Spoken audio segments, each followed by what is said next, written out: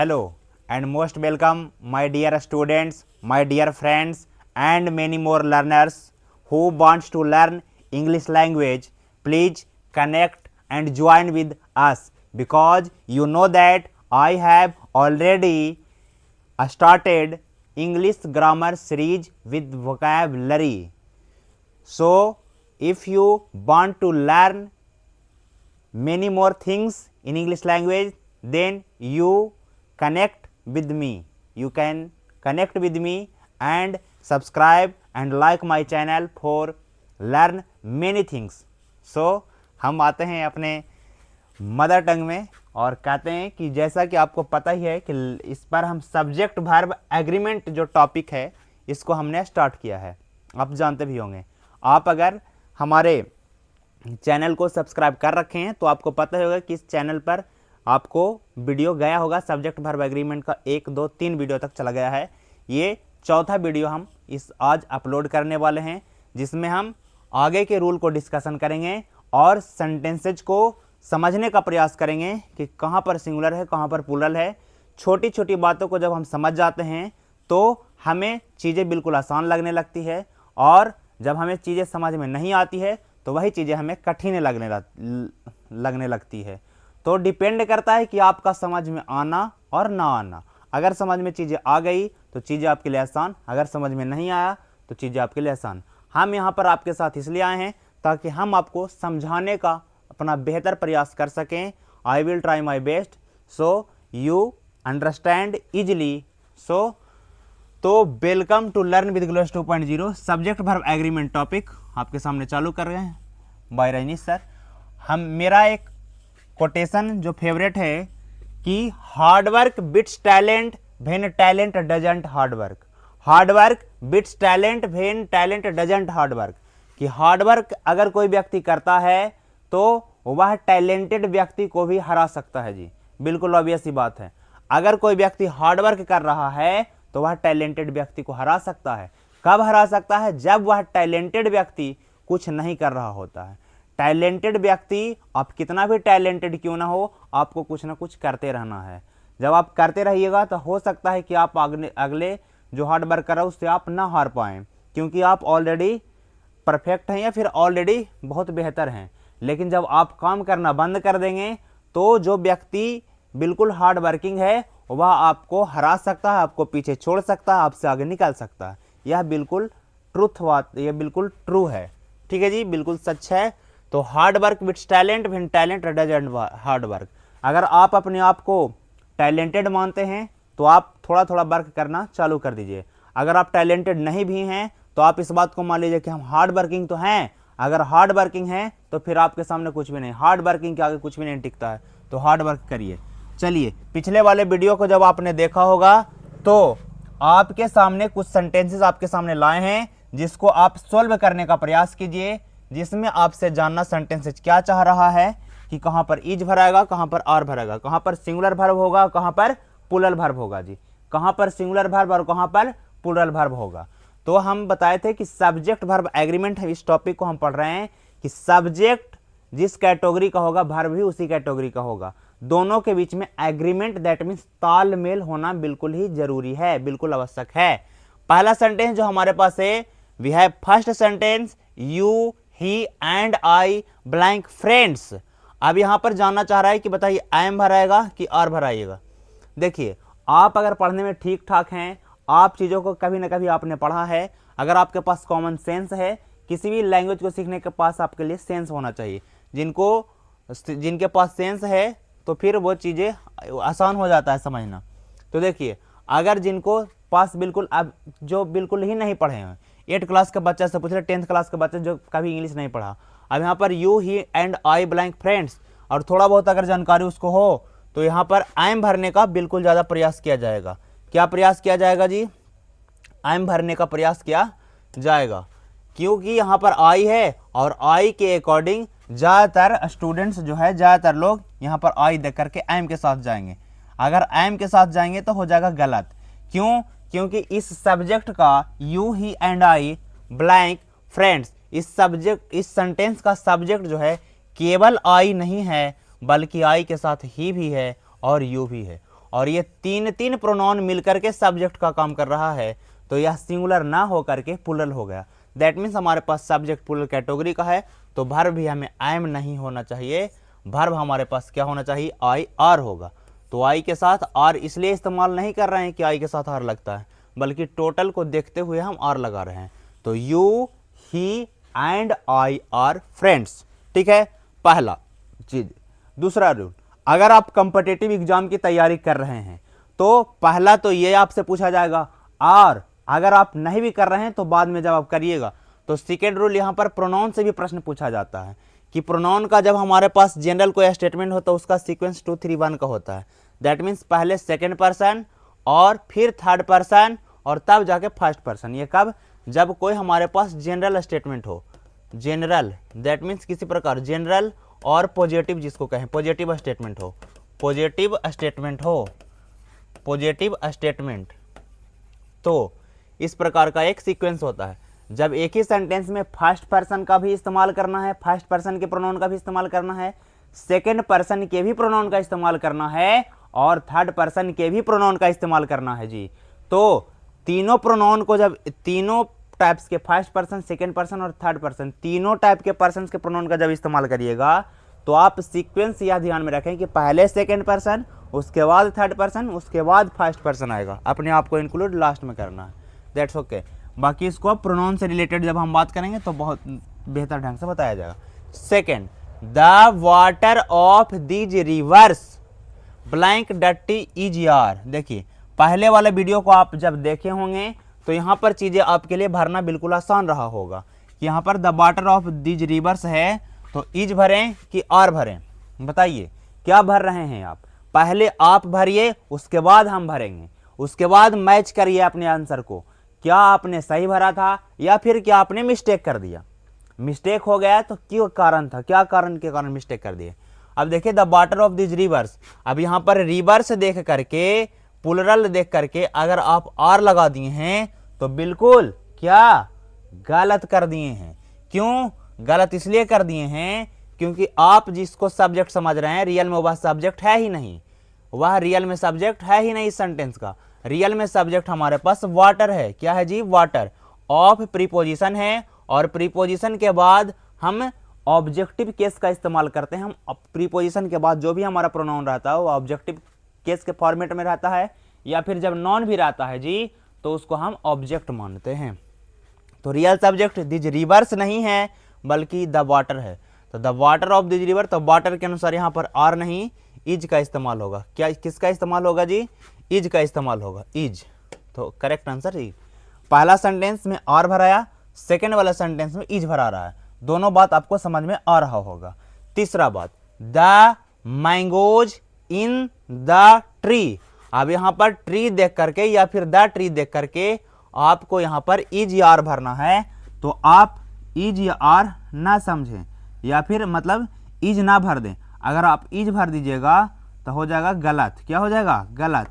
क्यों, क्योंकि real subject in ये प्रीपोजिशन है और प्रीपोजिशन के पहले आने वाला जो नाउन है हमारा मैंगोज, ये मैंगोज है मेन रियल सब्जेक्ट। तो रियल सब्जेक्ट प्रीपोजिशन के पहले वाला होता है ना कि प्रीपोजिशन के बाद वाला। तो प्रीपोजिशन के पहले मैंगोज प्लुरल है, इसलिए यहाँ पर आर का इस्तेमाल होगा। किसका इस्तेमाल होगा, आर का इस्तेमाल होगा। यह छोटा छोटा बात आपको समझ में आ रहा होगा। चौथा क्वेश्चन हमारे पास है, the people of this village.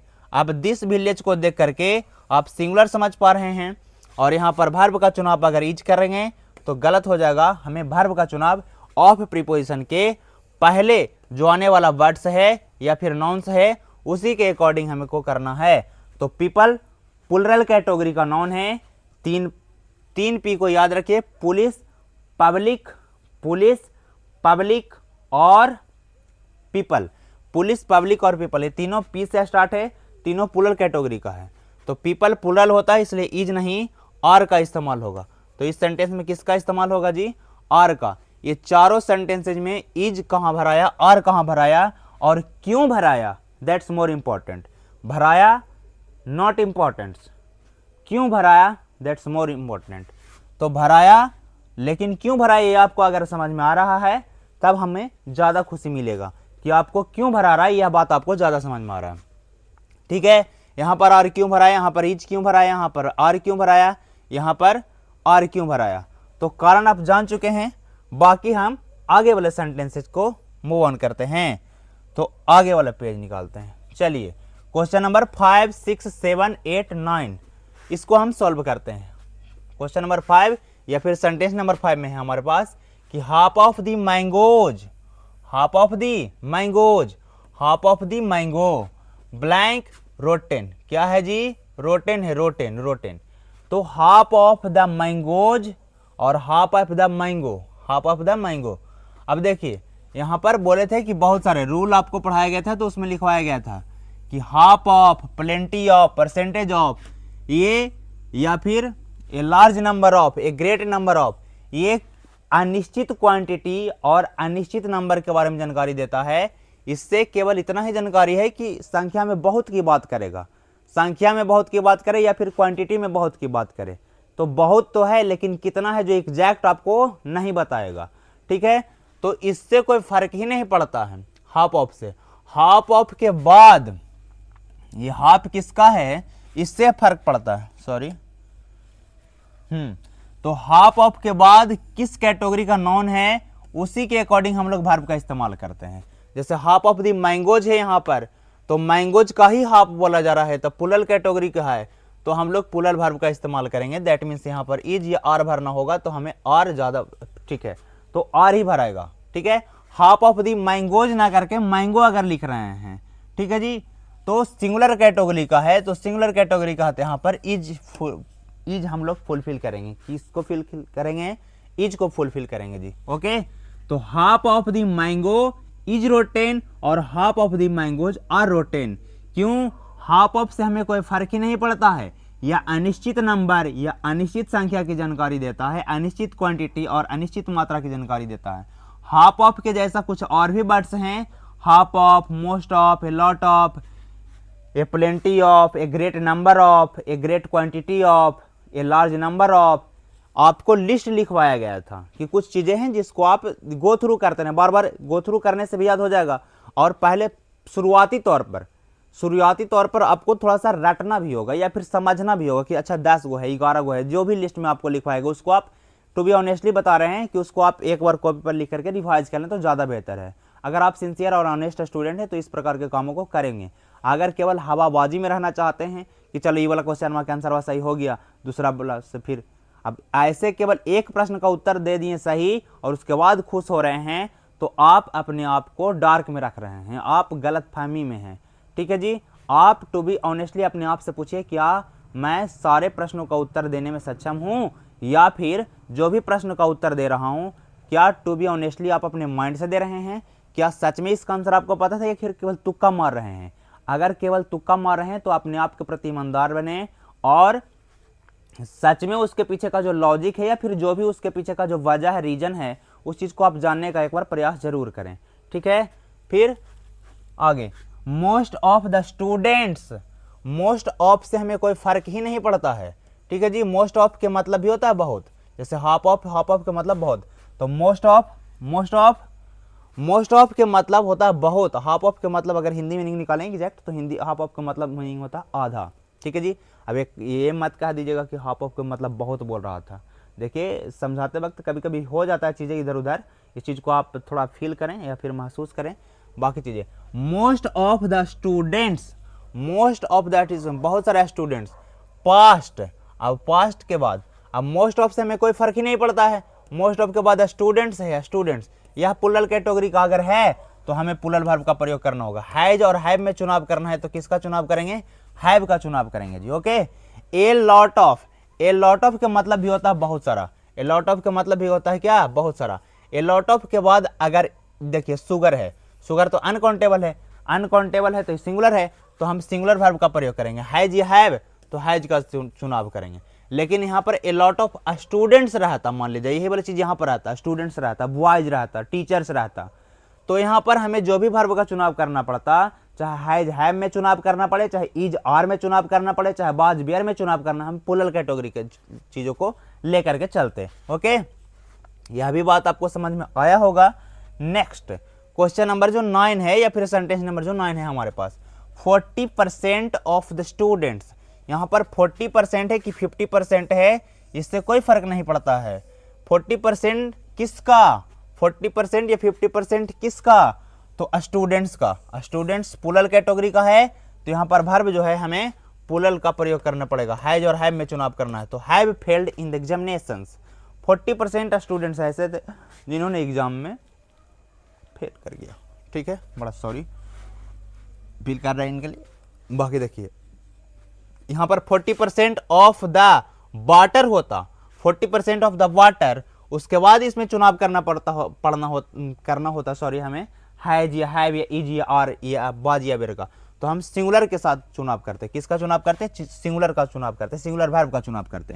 Next sentence जो हमारे पास है जी क्वेश्चन नंबर 10, क्वेश्चन नंबर 10 जो हमारे पास सेंटेंस है, the percentage of the failures. अब यहाँ पर परसेंटेज भी उसी कैटेगरी का वर्ड्स है कि हमें परसेंटेज से कोई फर्क नहीं पड़ता है, हमें परसेंटेज से कोई फर्क नहीं पड़ता है। एक मिनट, थोड़ा सा कॉल आ रहा है।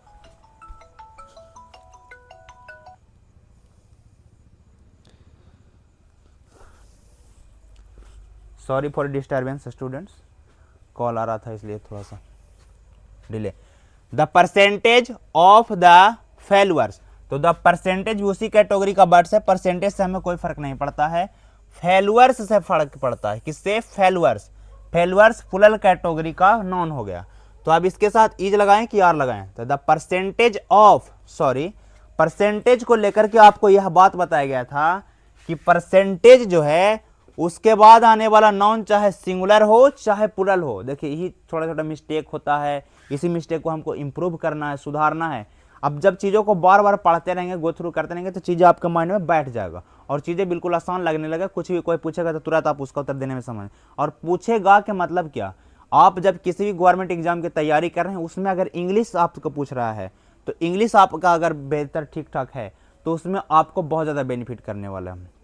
बहुत सारे हम जिस रीजन या जिस सोसाइटी जहाँ पर हम आसपास में रहते हैं, जिस इन्वायरमेंट से बिलोंग करते हैं, बच्चा का मैथ्स बहुत अच्छा होता है, रीजनिंग बहुत अच्छा है, या फिर अच्छा करता है, होता कुछ नहीं हो, अच्छा करता है, उस पर बच्चा मेहनत करता है, मैथ बनाता है, रीजनिंग बनाता है, जीके जीएस पढ़ कर अच्छा कर लेता है, लेकिन इंग्लिश पर बच्चा मेहनत नहीं करता है, और मेहनत नहीं करने के कारण कहीं ना कहीं इसमें लैग कर जाता है, पीछे हो जाता है, जिसके कारण बहुत सारे चीज़ें जिसमें इंग्लिश पूछता है, हम अपने मित्रों को भी देखते हैं और हम अपने युवा साथियों को भी देखते हैं, और बहुत सारे स्टूडेंट्स जो हमारे बहुत सारे जो बैचेज में पढ़ाया गया है उन स्टूडेंट्स भी हमें मिलता है, तो वह बोलते हैं कि भैया इंग्लिश, या फिर सर इंग्लिश की वजह से वह लैग कर जाता है और फॉर्म ही नहीं भरता है कि इंग्लिश पूछता है उसमें नहीं भरेंगे। और बताइए अगर वहाँ पर जो अदर जिस पर मैथ मजबूत कर लिए, रीजनिंग मजबूत कर लिए, जीके भी मजबूत कर लिए, अगर आप साथ में इसको भी मजबूत कर लें तो बताइए आपसे कोई आगे निकल सकता है? कोई नहीं। फिर आप किसी भी क्षेत्र में जाइए, कहीं भी किसी भी परीक्षा में बैठ सकते हैं, आप बेहतर अपने आप में कॉन्फिडेंस फील करिएगा कि अच्छा हमको तो ये भी जानकारी है, ये भी जानकारी है। तो ये होता है, व्यक्ति मेहनत करता है तो उसका रिटर्न जरूर मिलता है। मेहनत करिए, मेहनत आप जब करिएगा तो उसका रिटर्निंग आपको मिलता है। एवरीथिंग कम्स इन रिटर्न, सब कुछ रिटर्न में आता है, रिटर्न में मिलेगा। ठीक है जी, आपका मेहनत कभी बेकार नहीं जाता है, लेबर नेवर इन वेन। तो परसेंटेज के बारे में बोल रहे थे कि परसेंटेज के बाद आने वाला जो नाउन, चाहे वह सिंगुलर कैटेगरी का हो जी, चाहे वह प्लूरल कैटेगरी का हो, इससे कोई फर्क ही नहीं पड़ता है। परसेंटेज अगर आप देख लिए तो इसके बाद आप सिंगुलर वर्ब का ही प्रयोग करें। किसका प्रयोग करें? सिंगुलर वर्ब का प्रयोग करें। अब इज या आर पूछ रहा है तो इज होगा, the percentage of the failures is high, is होगा। क्या होगा? इज। फेल्यूअर्स हमको प्रभाव नहीं पड़ रहा है परसेंटेज से। यहीं पर अगर परसेंट रहता तो परसेंट में डिपेंड करता है बाद में आने वाले नाउन पर, लेकिन परसेंटेज में बाद में आने वाले नाउन पर डिपेंड नहीं करता। ओके, दोनों में डिफरेंस है परसेंट और परसेंटेज में। क्वेश्चन नंबर 11, क्वेश्चन नंबर 11 क्या है? ए वाइंड परसेंट और परसेंटेज में क्या डिफरेंस बताएं कि परसेंट में आपको ध्यान रखना है कि इसके बाद आने वाला नाउन प्लूरल कैटेगरी का तो वर्ब भी प्लूरल, अगर इसके बाद आने वाला नाउन सिंगुलर कैटेगरी का तो वर्ब भी सिंगुलर। लेकिन परसेंटेज में ऐसा कोई बात नहीं है। परसेंटेज के बाद आने वाला नाउन चाहे सिंगुलर हो चाहे प्लूरल हो, कोई इफेक्ट नहीं पड़ेगा, आपको सीधा सीधा सिंगुलर वर्ब का ही प्रयोग करना है।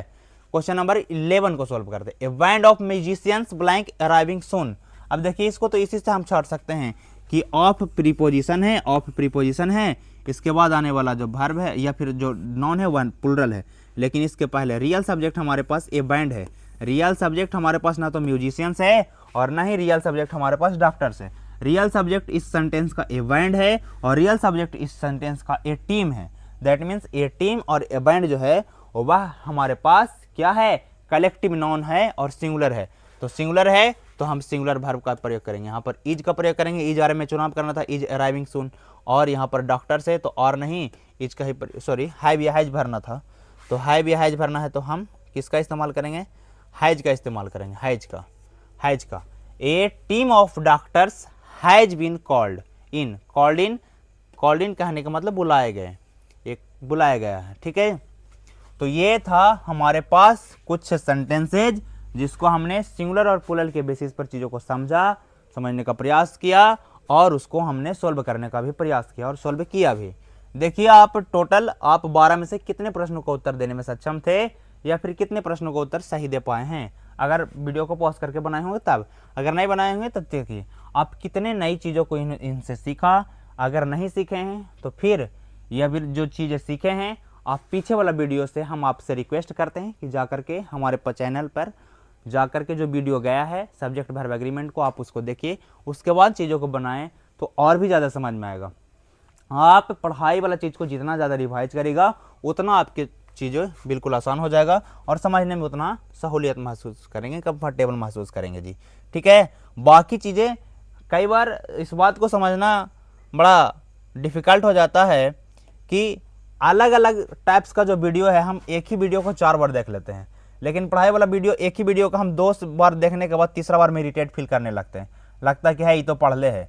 अरे पढ़ ले की बात नहीं है, देखिए कि आपको एक बार पढ़ें तो आपको कितना बात समझ में आया और कितना चीज़ें आपको याद रहा, उसके बाद जब दोबारा उस चीज़ को पढ़ें तब आपको कितना याद है।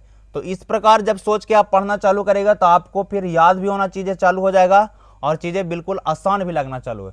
जिस चीज़ को किसी को समझ में नहीं आ रहा होगा वो चीज़ आपके लिए बिल्कुल हलवा रहेगा। तो कारण वही है, कई बार चीज़ें किसी के लिए बड़ा आसान हो जाता है, कई बार चीज़ें किसी के लिए बहुत कठिन। डिपेंड वही है कि आपने किसी चीज़ पर कितना टाइम दिया, कितना प्रैक्टिस किया, इस पर डिपेंड है। चलिए रूल नंबर 11, बीच बीच में थोड़ा फिलॉसफी झाड़ देते हैं और ताकि आप मोटिवेट रहें और अच्छा महसूस करें जी। रियलिटी यही है कि टीचर अपने आप में कुछ भी हो, जब टीचर टीचिंग वाले फील्ड में आते हैं तो अपने आप स्टैटिक हो जाते हैं। इस बात को हम फील कर पा रहे हैं जब टीचिंग करियर में आए, जब से पढ़ने के बाद पढ़ाना चालू की तो टीचर कहीं ना कहीं स्टैटिक हो जाता है। और टीचर थोड़ा अगर क्रिएटिव हो, लर्निंग टाइप का होता तो और भी चीज़ें बेहतर है, क्योंकि टीचर हमेशा सीखते रहता है। जितना ज़्यादा सीखेंगे उतना ज़्यादा हम आपको सिखाने का प्रयास। हम लोग सीखते इसलिए हैं, टीचर सीखता इसलिए ताकि वह बच्चों को सिखाए, चीज़ों को और आसान करके बताए, इसलिए टीचर सीखता है। और टीचर के पास ये उद्देश्य नहीं है कि मतलब और ज़्यादा सीखें, कोई कॉम्पिटिटिव फील्ड में जाएं, एग्जाम निकाल लें। टीचर्स सीखता इसलिए ताकि हम स्टूडेंट्स को और बेहतर जानकारी दे सकें और चीज़ों को और आसानी करके चीज़ों को बता सकें। रूल नंबर 11 है कि there are some words in English language which are always in singular form. देखिए सीधा सीधा इस बात को समझे कि इंग्लिश में कुछ ऐसे वर्ड्स हैं जो हमेशा सिंगुलर रहते हैं। So don't try to make them plural and don't use plural verb with them. इसलिए ना तो उसको आप प्लूरल बनाने का प्रयास करिए और नहीं, जब प्लूरल बनाइए नहीं करेगा तो प्लूरल वर्ब का प्रयोग क्यों कीजिएगा जी, तो उसको प्लूरल वर्ब का भी प्रयोग ना करें। एग्जाम्पल फेलुअर, अच्छा ये वर्ड्स कौन कौन सा वर्ड का लिस्ट है हमारे पास, जैसे फेलुअर है, सीनरी है, सॉरी फेलुअर पढ़ने, oh my God sorry, furniture है, फर्नीचर में प्रश्न जब आप गवर्नमेंट एग्जाम की तैयारी करेगा तब वहाँ पर एक परीक्षा में बहुत सारा बड़ा सेंटेंस लिख देगा, उसमें से फर्नीचर को ऐसे कर देगा, एस लगा देगा, फर्नीचर्स कर देगा। आप एकदम बिल्कुल फास्ट मूवमेंट में पढ़ते जाइएगा तो आपको लगेगा सब कुछ तो सही है, तो फिर पता चलेगा क्या तरीका फर्नीचर्स है, तो फर्नीचरे में मिस्टेक्स है, फर्नीचर होना चाहिए, यहाँ पर फर्नीचर्स कर देगा। सीनरी के सीनरीज कर देगा, लगेज के लगेजेज कर देता है, इन्फॉर्मेशन का इन्फॉर्मेशंस कर देता है, यानी यह ऑलरेडी सिंगुलर फॉर्म में है। सिंगुलर इसलिए है क्योंकि यह अनकाउंटेबल है और अनकाउंटेबल चीज़ों को आप प्लूरल नहीं बना सकते हैं। ऑब्वियस सी बात है, जो चीज़ें अनकाउंटेबल जिसको काउंट ही नहीं कर सकते हैं तो उसको आप प्लूरल नहीं बना सकते। सिंगुलर से प्लूरल उसी नॉन्स को बना सकते हैं या उसी वर्ड्स को बना सकते हैं जिसको आप काउंट कर सकते हैं। जिसको आप काउंट ही नहीं करेगा तो उसको प्लूरल क्या बनाना है। तो scenery, luggage, information, advice, news. सबसे न्यूज, न्यूज देखिए, न्यूज जो है वह सिंगुलर कैटेगरी का है। न्यूज को आप काउंट नहीं कर सकते हैं, ठीक है। उसमें आने वाले मटेरियल को आप काउंट कर सकते हैं कि अच्छा ये इतना सूचनाएं आया है। परसेंटेज है, फिर पोएट्री है, फिर नॉलेज है, डर्ट, डस्ट, ये सारी चीज़ें। ट्रैफिक, तो ट्रैफिक भी है जो अनकाउंटेबल है। इलेक्ट्रिसिटी है, मनी है, म्यूजिक है, कॉफ़ी है। कई बार जब बच्चा को स्टार्ट करते हैं पढ़ाना तो बच्चा को बीच बीच में जैसे ऑफलाइन क्लासेज में और भी ज़्यादा इंटरेस्ट इसलिए आ जाता है क्योंकि बच्चे से इंटरेक्ट होते रहता है। ऑनलाइन क्लासेज में इंटरेक्शन का माध्यम बड़ा कम रहता है जी। तो इसमें क्या होता है कि ऑनलाइन क्लासेज में कि सामने मेरे पास कैमरा है, यहाँ पर लैपटॉप है और यहाँ पर हमारे पास क्या है, पैनल है। सीधे पढ़ाना है, कैमरा को देखना है, कैमरा पर फोकस करते हुए पढ़ाना है। ऑफलाइन क्लासेज में क्या है कि हर एक वर्ड को थोड़ा बहुत पढ़ाएं, फिर थोड़ा सा हंसी मजाक हुआ या फिर चीज़ों को लेकर के डिस्कस हुआ, इसी से बातें होते रहता है। लेकिन ऑनलाइन क्लासेज में क्या होता है कि आपको एकदम कंटिन्यूटी के साथ लगा हुआ रहना है। तो ट्रैफिक, इलेक्ट्रिसिटी, मनी, तो उसी में से बीच में स्टूडेंट्स ऑफलाइन क्लास में डायरेक्ट पूछता है कि मनी, मनी तो काउंटेबल होना चाहिए, अनकाउंटेबल कैसे, मनी को हम तो काउंट करते हैं। आप रिया तो फिर बताया जाता है कि मनी को काउंट नहीं करते हैं, हम रुपीज को काउंट करते हैं, हम उसके जो यूनिट है उसको काउंट करते हैं। जैसे रुपीज, पैसा, डॉलर, पाउंड, इसको काउंट कर सकते हैं, हम मनी को काउंट नहीं कर सकते। मनी का मतलब पैसा, जो आप बचपन में कभी कभी याद कर लेते हैं कि मनी भाई मनी मनी मनी पैसा, तो मनी मीन्स पैसा होता ही नहीं। मनी कहते हैं धन को। किसी व्यक्ति के पास कितना जायदाद, कितना जमीन है, इसका मतलब देखिए कई बार व्यक्ति को कहा देते हैं, जैसे किसी व्यक्ति के पास कुछ पैसा वगैरह नहीं है, किसी व्यक्ति के पास बहुत सारा जमीन है, बहुत सारा मकान है, बहुत सारा सोना है, लेकिन पैसा एक को नहीं है, तो क्या आप सामने वाले पर्सन को नहीं कहते कि बड़ी पैसा वाला आदमी है। तब पैसा वाला आदमी है इसका मतलब क्या कहते हैं कि सच में वो पैसा रख लेगा पॉकेट में? नहीं, उसके पास जो धन है तब धन को ही हम लोग इनडायरेक्टली पैसा कह देते हैं। क्या कहा देते हैं? पैसा। धन को ही इनडायरेक्टली हम लोग क्या कह देते हैं कि पैसा है। जैसे किसी के व्यक्ति के पास बहुत सारा जमीन, बहुत सारा जायदाद, बहुत सारा सोना, बहुत सारा आभूषण, बहुत सारा ज्वेलरी वगैरह है, तो उसको क्या कहते हैं कि उसके पास बहुत पैसा है। तो रियल में क्या आप बात कर रहे हैं? रियल में क्या आप यह कहना चाह रहे हैं कि उसके पॉकेट में बहुत पैसा है? नहीं, पैसा कहने का मतलब आपका मीनिंग सीधे सीधे निकल के आ रहा होगा कि पैसा कह रहे हैं, इसका मतलब है कि उसके पास धन बहुत ज़्यादा है। तो रियल में आप मनी का मतलब धन ही समझे। म्यूजिक, म्यूजिक भी अनकाउंटेबल है, म्यूजिक अनकाउंटेबल है, ठीक है जी। सॉन्ग वगैरह को आप काउंट कर सकते हैं कि एक सॉन्ग सुने, दूसरे सुने, लेकिन म्यूजिक। कॉफ़ी है, अब कॉफ़ी लिख दिए हैं तो टी, अब टी नहीं लिखे, अब टी भी रहता तो टी भी, टी, कॉफ़ी, वाटर, ये सब कोई चीज़ है, ये सब अनकाउंटेबल है। जब अनकाउंटेबल है जी तो अनकाउंटेबल का प्लूरल बनता ही नहीं है। अनकाउंटेबल है तो प्लूरल बनवे नहीं करेगा, तो प्लूरल वर्ब का प्रयोग क्यों करेंगे? तो कई बार इससे प्रश्न तो ये करके देता है कि जबरदस्ती इसको प्लूरल बना देता है। फर्नीचर का फर्नीचर्स कर देगा, अभी बता रहे हैं कि फर्नीचर का फर्नीचर्स कर देगा तो गलत हो जाएगा। लगेज का लगेजेज कर देता है, एस लगा देता है, तब भी गलत है। सीनरी का वाई को आई में बदल के एस लगाएगा, सीनरीज कर देगा, तब भी गलत है। और अगर यह सिंगुलर है तो वर्ब भी कैसा होगा? वर्ब भी सिंगुलर होगा। वर्ब भी कैसा होगा जी? सिंगुलर होगा। तो हम लोग इज या आर में चुनाव करना है। All his furniture is good और all the luggage was ever lost, तो was lost. The scenery of Kashmir is worth seeing, अब इज होगा कि आर होगा? तो इज होगा। यहाँ पर देखिए ऑप्शन में केवल इज ही रखें, सीधा सीधा डायरेक्ट सही आंसर लिख दिए हैं। इज वर्थ सीइंग, देखने लायक है। जो कश्मीर की जो सीनरी है, दृश्य है, वहाँ का जो सुंदरता है, उस चीज़ को आप देखिएगा तो आपको लगेगा कि नहीं बिल्कुल देखना जरूरी था या फिर चाहिए। तो ठीक है, यही है। यहाँ पर सीधा सीधा मीनिंग यही है कि अनकाउंटेबल है, और अनकाउंटेबल है तो इसको जबरदस्ती प्लूरल नहीं बनाइए। और दूसरा बात कि अगर प्लूरल बनाएगा ही नहीं तो ये अनकाउंटेबल है तो इसके साथ वर्ब क्या इस्तेमाल करें? सिंगुलर। क्या यह छोटा सा बात आपको समझ में आया? हम आशा करते हैं कि आपको यह छोटा सा बात आपको समझ में आया होगा। चलिए हम अब आगे बढ़ते हैं। आगे बढ़ते हैं तो रूल नंबर 9। रूल नंबर से पहले थोड़ा सा कुछ और सेंटेंसेज है, चलिए इसको भी देख लेते हैं। द न्यूज इज यार, अब बताया न्यूज, न्यूज में से देख करके लगेगा कि प्लूरल है तो न्यूज और लगा दीजिएगा, तो गलती ये हो जाएगा। अरे न्यूज अनकाउंटेबल है, न्यूज अनकाउंटेबल है, अनकाउंटेबल है तो इसके लिए इज का इस्तेमाल करेंगे। मिल्टन्स पोएट्री, यहाँ पर मिल्टन्स पोएट्री है, पोएट्री, तो पोएट्री अनकाउंटेबल है। पोयम को काउंट कर सकते हैं, स्टोरीज को काउंट कर सकते हैं, लेकिन आप पोएट्री को काउंट नहीं कर सकते हैं, प्रोज को काउंट नहीं कर सकते हैं। ठीक है जी। तो जिस चीज़ को आप काउंट नहीं कर सकते हैं, अनकाउंटेबल है, तो हम सिंगुलर वर्ब का प्रयोग करेंगे। ठीक है। नेक्स्ट देयर बाज या बार। अब देयर के साथ, देयर वाला रूल भी समझ लें थोड़ा सा, कि देयर के साथ बाज लगेगा कि वेयर लगेगा, देयर के साथ इज लगेगा कि आर लगेगा, देयर के बाद हैव होना है या हैज होना है, यह बात डिपेंड देयर पर नहीं करता है।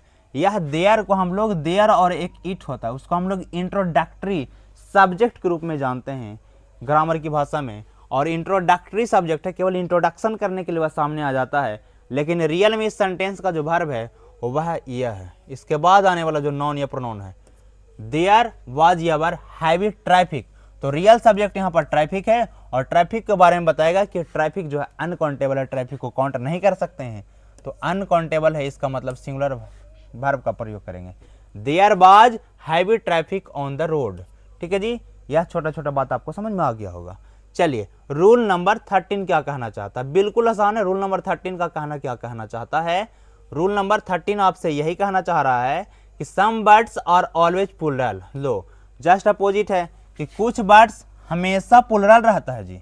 अच्छा ठीक है, आप बताइए इससे आप क्या क्या चीज़ों को समझ रहे हैं? अच्छा, जब कहना ही चाह रहा है कि कुछ वर्ड्स हमेशा प्लूरल रहते हैं, तब प्लूरल अगर रहता है इसका मतलब प्लूरल वर्ब का प्रयोग करेंगे।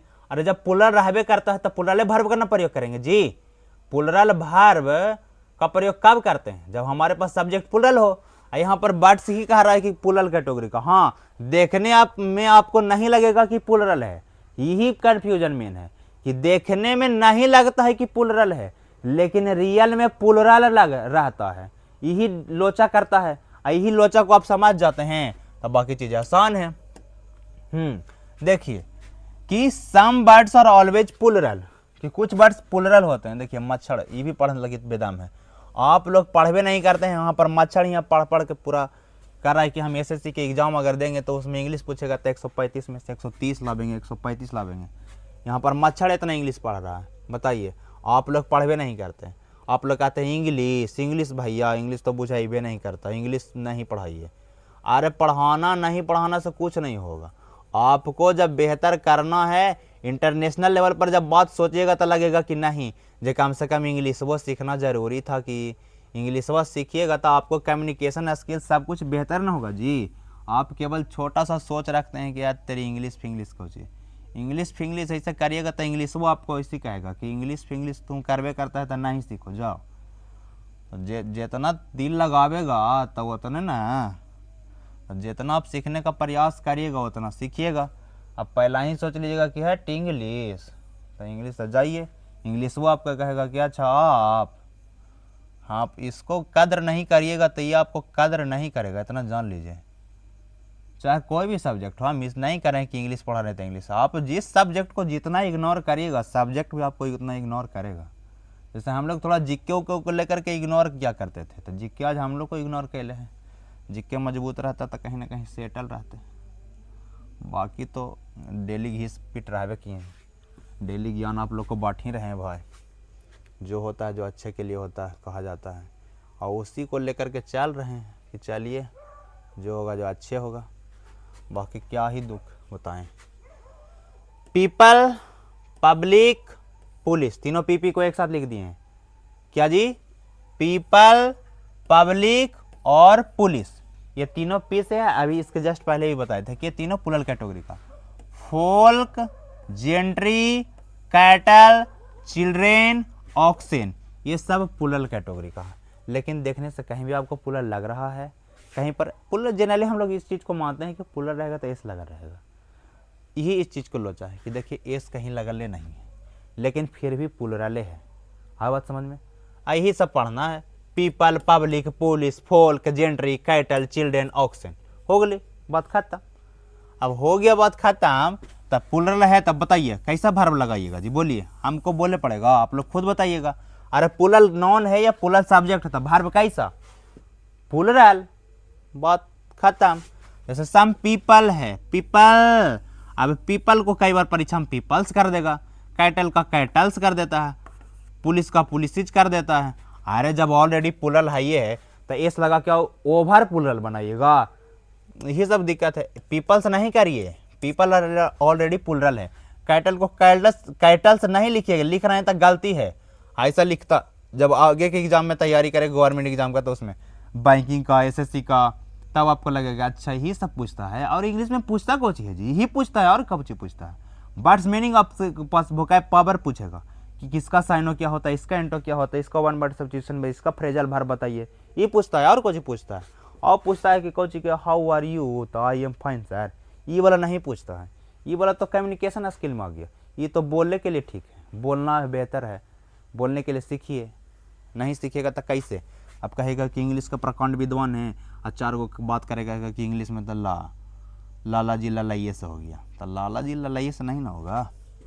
सम पीपल डिसलाइक्स ट्रेवलिंग। अब बताइए, कुछ लोग ऐसे होते हैं जो ट्रेवलिंग को पसंद नहीं करते हैं, कहते हैं हट हमको घूमना तुमना कुछ पसंद नहीं है, आराम से एक जगह बैठल रहे, 2 समोसा लिट्टी ला दो खा लेंगे। और कुछ लोग कहते हैं हट डेली खाते ही रहेंगे, चलते हैं जरा घूम के आते हैं। आप अपने आप को कैटेगराइज कर लीजिए कि घूमना ज़्यादा पसंद करते हैं कि एक जगह बैठ के खाना ज़्यादा पसंद करते हैं, बाकी आप देख लीजिए। तो सम पीपल डिसलाइक। अब डिसलाइक और डिसलाइक्स में क्या अंतर है बताइए? अंतर कहने का मतलब हम ये पूछ रहे हैं कि डिसलाइक सिंगुलर है कि डिसलाइक सिंगुलर है, दोनों में से कौन सिंगुलर है? कौन बता रहे हैं? आप लोग बता रहे हैं, बताइए। तो डिसलाइक सिंगुलर है कि प्लूरल? क्या बता रहे हैं? सिंगुलर। सिंगुलर बोल रहे हैं तो गलती ना बोल रहे हैं जी। अरे प्लूरल है, वर्ब में ही तो डिफरेंस है, नॉन और वर्ब में। नॉन में एस लगाते हैं तब वह प्लूरल बनता है, लेकिन वर्ब में एस लगाते हैं तब वह सिंगुलर बनता है। दैट मीन्स ई सिंगुलर है और ई प्लूरल है। अब बताइए वर्ब जो है हमारे पास जी, कन मच्छर उछल बैठल होगा ता नहीं चल रहा है। देखिए कब बात करता है, ये देखिए। हाँ, तो वर्ब सब्जेक्ट जब प्लूरल है तब वर्ब सिंगुलर लगाएंगे, डिसलाइक्स लिखेंगे, डिसलाइक लिखेंगे, प्लूरल रहेगा जी। क्या रहेगा? प्लूरल। तो some people dislike travelling. Okay, some people dislike travelling. Second, the cattle. अब बताए काइटल्स होगा? नहीं, काइटल प्लूरल है। द काइटल आर या is grazing in the field. The cattle plural है तो इज लगाएंगे, इज लगाइएगा तो फिर ब्लंडरे कर दीजिएगा आप। द काइटल आर होगा, the cattle are grazing in the field. The police. अब पुलिस है, बताइए पुलिस का पुलिसेज कर देगा तो गलती है ना है, पुलिस ऑलरेडी प्लूरल है जी। तो प्लूरल है तो हम लोग हैज का इस्तेमाल करेंगे, नहीं हैव का इस्तेमाल करेंगे। The police have arrested the thief. Police ने किसको अरेस्ट कर लिया? थीप को अरेस्ट कर लीजिए, कर लिया जी, हो गया बात खत्म। यह भी आपको बात समझ में आ गया होगा और हम बढ़ते हैं आगे। ओके, यहां तक समझने में कोई दिक्कत नहीं रहा होगा। Rule number 14, rule number 14, rule number 14, B use singular verb with proper noun. आप बताएं, यह कोई रूल में रूल है? कई बार चीज़ों को जब आप पढ़ेंगे तो आपको लगा कि अच्छा रूल तो ये ऐसी बनावल है, लेकिन फिर भी अटेंशन के लिए रूल बना दिया गया है कि थोड़ा सा इस पर भी बात को गौर कर लें, ध्यान दे दे। चलिए ठीक है जी। अब जितना वीआईपी लोग है वही केवल आदमी है, और जो जनरल है वो भी आदमी है, तो उसको भी थोड़ा काउंट कर लीजिए। अब देखिए, B use singular verb with proper noun. अब प्रॉपर नाउन है ये है, तब प्रॉपर नाउन बताइए सिंगुलर होगा कि प्लूरल होगा? रजनीश बोल दिए, बिट्टू बोल दिए, राहुल बोल दिए, कुछ भी, रोशन बोल दिए, कोई भी नाम लें तो ये अपने आप में सिंगुलर ना है जी। पटना बोल दिए, दिल्ली बोल दिए, गंगा बोल दिए, चाहे कोई बीमारी का नाम ले लिए, ठीक है, जिसका लास्ट में एस है। अब एस लास्ट में है उसी का नाम ले रहे हैं ज़्यादा, कि एस से प्लूरल नहीं समझिए। जैसे हम बोल रहे हैं कि मिसल्स बोल दिए, मम्पस बोल दिए, तो ये सब ऐसा बीमारी है कि लास्ट में एस है, तो एस रहे से बीमारी प्लूरल हो जाएगा? नहीं, सिंगुलर है। तो हम प्रॉपर नाउन के साथ सिंगुलर वर्ब का इस्तेमाल करते हैं। कारण कौची है कि प्रॉपर नाउन सिंगुलर होता है और कौची होता है? प्रॉपर नाउन है तो वह सिंगुलर। अब बताइए, प्रॉपर नाउन सिंगुलर नाउन है कि प्लूरल नाउन? हम आपसे छोटा सा जानकारी चाहते हैं, बताइए। प्रॉपर नाउन सिंगुलर नाउन है कि प्लूरल नाउन? तो प्रॉपर नाउन सिंगुलर रहेगा, कौची रहेगा जी? सिंगुलर। प्रॉपर नाउन कौची रहेगा? सिंगुलर। सिंगुलर, सिंगुलर नाउन रहेगा। प्रॉपर नाउन कैसा नाउन रहेगा? तो सिंगुलर नाउन रहेगा। अब सिंगुलर नाउन है ये है, तो इसके साथ जो वर्ब प्रयोग होगा जी वह सिंगुलर होगा कि प्लूरल होगा? तो सिंगुलर होगा। ओके, पहला सेंटेंस जो हमारे पास है, फर्स्ट सेंटेंस कि डिजीज नेम। ओहो, अच्छा, कुछ डिजीज का नाम लिख दिए हैं। जैसे डिजीज का नाम, जैसे मिसल्स, मम्पस, अच्छा इटसेट्रा कर दिए कि और भी बहुत सारी बीमारी है जिसका लास्ट में एस रहे, तो अगर कोई डिजीज का नाम है, बीमारी का नाम है, तो सब सिंगुलर है। मिसल्स, मम्पस देखे से प्लुरल थोड़े हो जाएगा, बीमारी का नाम है। स्पोर्ट्स या गेम, कोई भी गेम हो, कोई भी स्पोर्ट्स हो, तो उसका नाम, जैसे बिलियार्ड्स बोल रहे हैं, बिलियार्ड नहीं होता है। अब मिसल्स का मिसल नहीं होता, ये ना कि मिसल बीमारी है, मम्पक कोई बीमारी नहीं, मम्पस से होता है।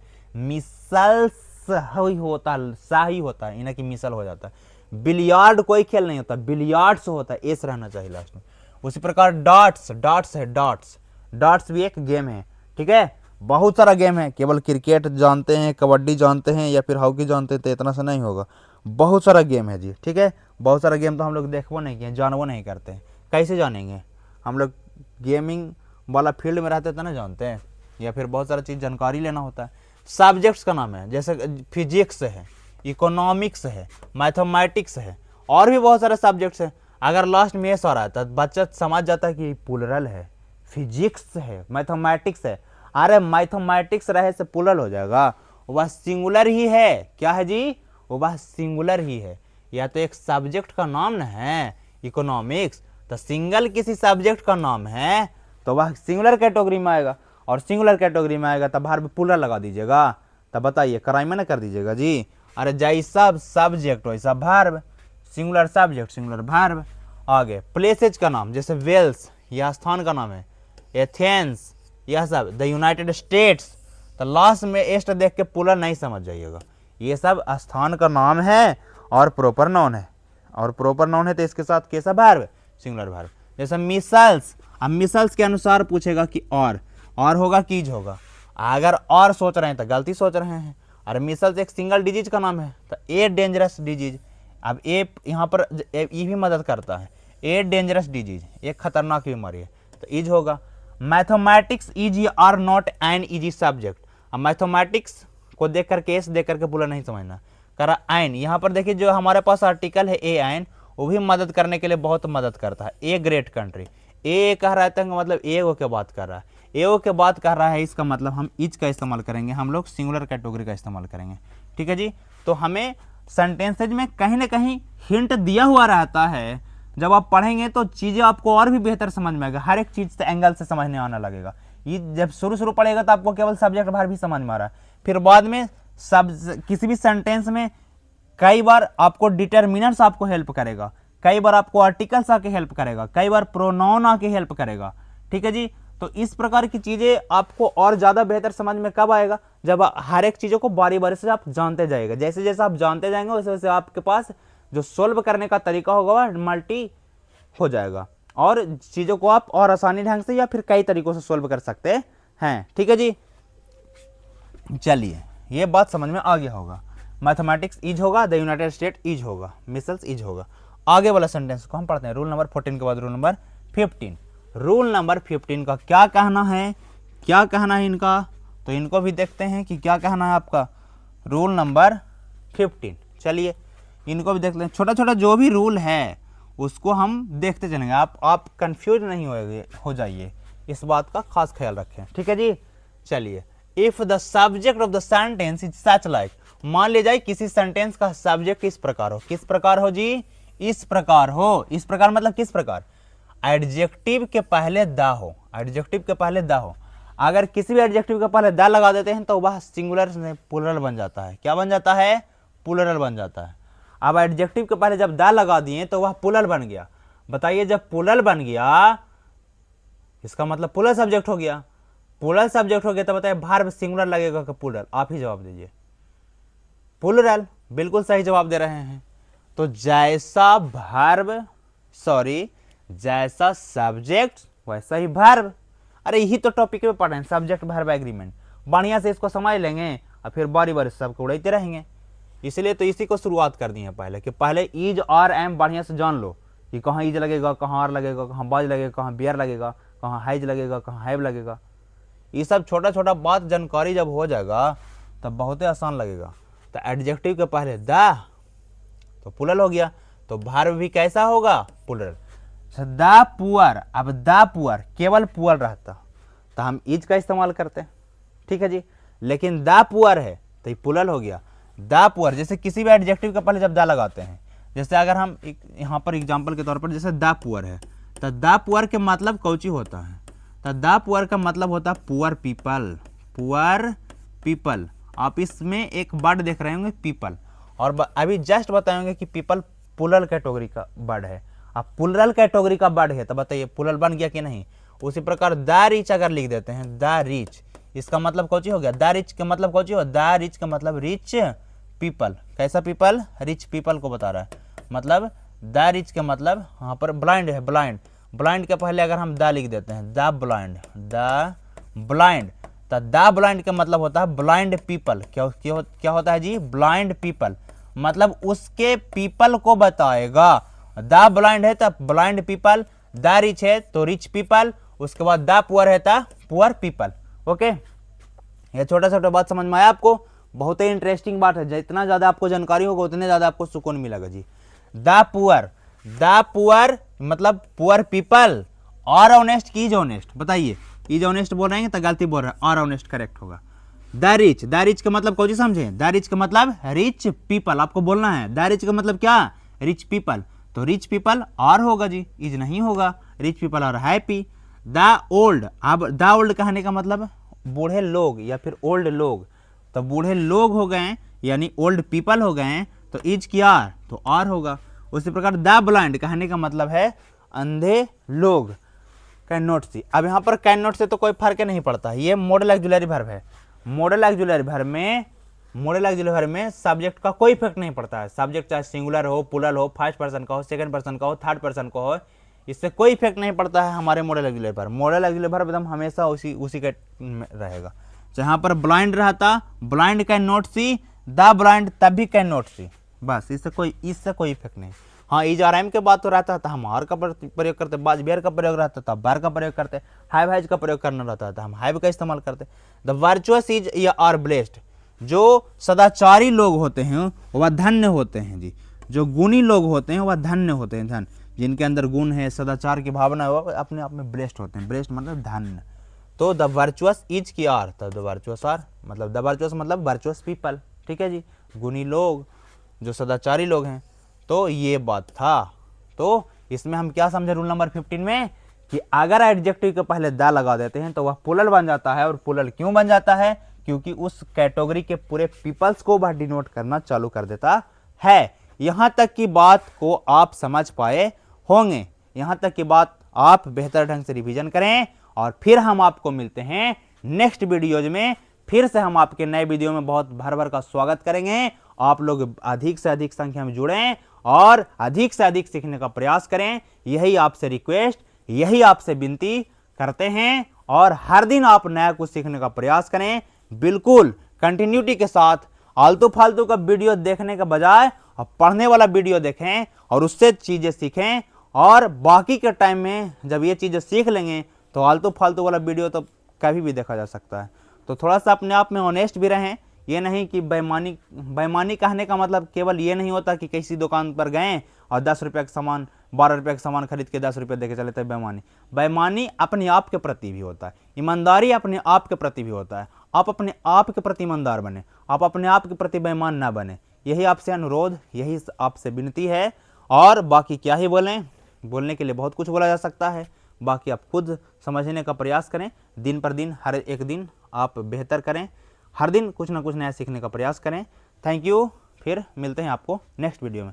तब तक के इस चैनल पर बिल्कुल बने रहना है।